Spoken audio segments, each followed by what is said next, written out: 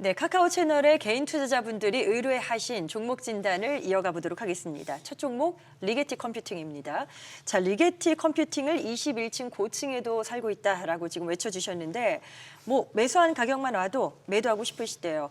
단가 낮추기가 필요할까요? 어떻게 보세요? 일단은 그 보유를 말씀을 드리는데요. 보유 전략으로? 네, 비중이 네. 이미 많으시다면 추매는 조금 자제를 부탁드리겠습니다.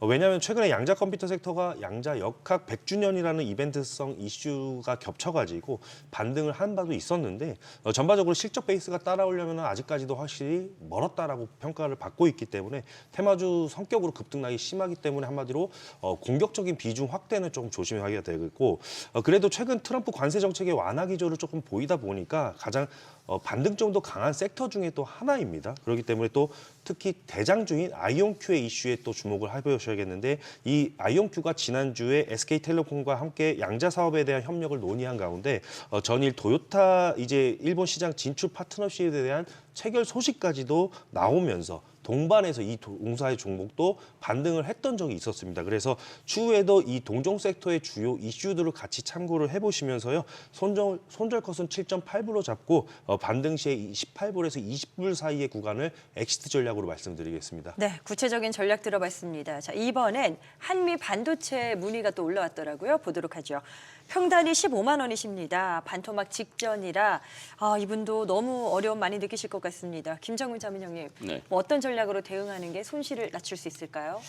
우선은 이제 손실이 커서 마음이 좀 많이 아프실 것 같습니다. 그래서 저는 일단 추가 매수 후에 매도 의견을 좀 제시해 드리고요. 다만 이제 추가 매수가는 이제 한 7만 원 지지 좀 확인이 될 경우에 7만 원 근처에서 추가 매수를 해서 평단을 좀 낮춘 다음에 10만 원 이상에서 비중을 단계적으로 좀 조절해 드리는 전략을 먼저 좀 말씀을 좀 드리고요. 네. 최근에 이제 좀 한미 반도체가 조금 이슈가 조금 있었습니다. 특히 SK 하이닉스의 공급처 다변화 영향도 있었고요. 그러면서 이제 경쟁사가 이제 수주 영향으로 좀 조정을 보인 부분도 분명히 있습니다. 그 영향 때문에 이제 바닥권에서 좀 어느 정도 또 반등을 했습니다. 하지만 SK 하이닉스와의 이제 결별 소식으로 또 급락하는 이런 모습들이 좀 반복되고 있기 때문에 중요한 부분은 이제 한미 반도체가 해외 IR 이후에 외국인들의 어떤 수급적인 부분들을 좀 확인할 필요가 있고요. 전체적으로 보면 이제 TC 본드 같은 경우에는 국내 매출은 좀 제한적이나 견조한 이제 해외 매출이 지속됨으로 인해서 49%의 영업이익률을 기록하고 있는 것은 고무적인 일이고요. 네. 1분기 본드 매출액은 1,302억 원 정도로 전년 대비 한 153% 증가할 것으로 기대가 됩니다.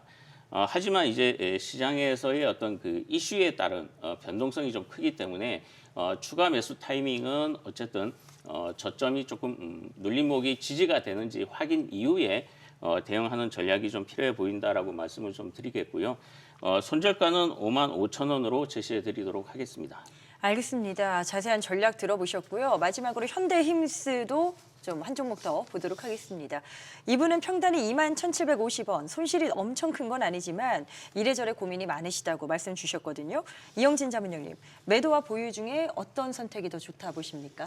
네, 일단은 매입가 수준으로 도래하게 되면은 네. 절반 매도 이후에 이제 호재를 대기해 보면서 24,000원 이상을 보시고 만약에 악재를 나타나게 된다면은 17,500원 구간 이탈 여부를 체크해 보시면서 손절 컷을 안내를 드립니다.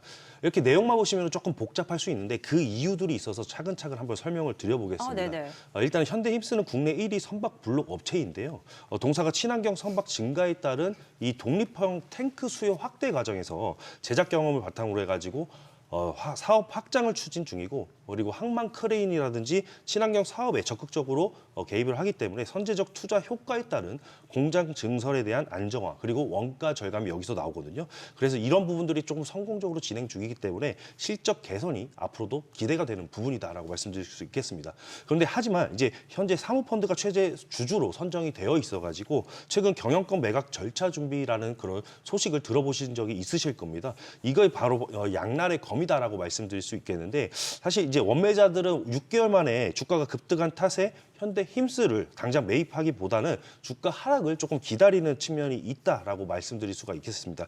그래서 실제로 HD 현대가 현대 힘스의 재인수를 포기한 것도 몸값이 조금 높아서인데 주가 변동성이 조금 그래서 나타날 수는 있겠고 이 과정에서 제대로 된 매각가를 받느냐 못 받느냐에 대한 여부에 따라서 사실 이제 주가의 반등세가 좀 차이가 날 수 있기 때문에 해당 내용들을 좀 고려해 보신 다음에 제가 말씀드린 그런 안내드린 제시가를 한번 확인해 보시면 감사하겠습니다. 네, 저희가 방송 시간 관계상 여기서 종목 진단 마무리 짓습니다. 하지만 주식이 궁금할 때 카카오 채널로 들어오시면 친구 추가 신호에 들어오시면 뭐 그 안에서도 종목 진단은 계속 진행된다는 점 참고해 주시길 바랍니다.